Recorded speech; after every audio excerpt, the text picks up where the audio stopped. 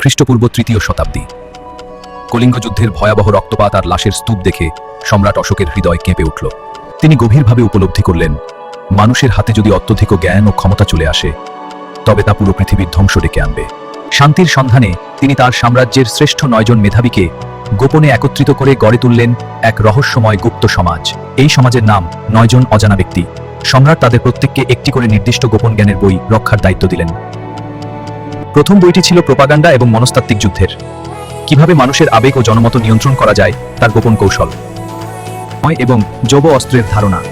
তৃতীয় বইটি মাইক্রোবায়োলজির, যেখানে অণুজীব, ব্যাকটেরিয়া ও ভাইরাসের মতো খালি চোখে না দেখা জগতের বর্ণনা ছিল।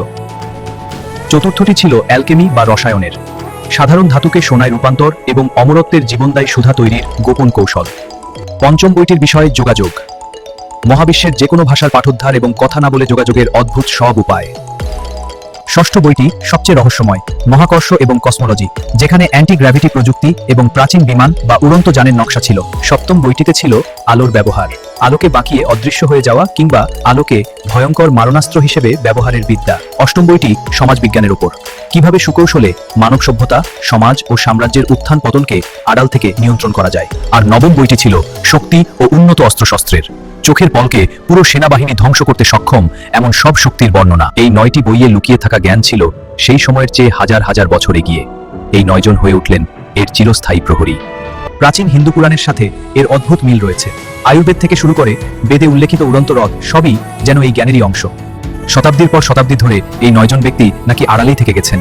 এক প্রজন্ম থেকে অন্য প্রজন্মে অত্যন্ত গোপনে এই জ্ঞান হস্তান্তরিত হয়েছে। অনেকের ধারণা আধুনিক বিজ্ঞানের বড় বড় আবিষ্কার, যেমন অ্যান্টিবায়োটিক, পারমাণবিক শক্তি বা কৃত্রিম বুদ্ধিমত্তা, আসলে এই গুপ্ত সমাজেরই কাজ। ইলুমিনাতি বা ফ্রিম্যাসনের মতো বিখ্যাত গুপ্ত সমাজগুলোর সাথেও এই 9 আননোন মেনের তুলনা করা হয়, যারা সভ্যতাকে নিয়ন্ত্রণ করে।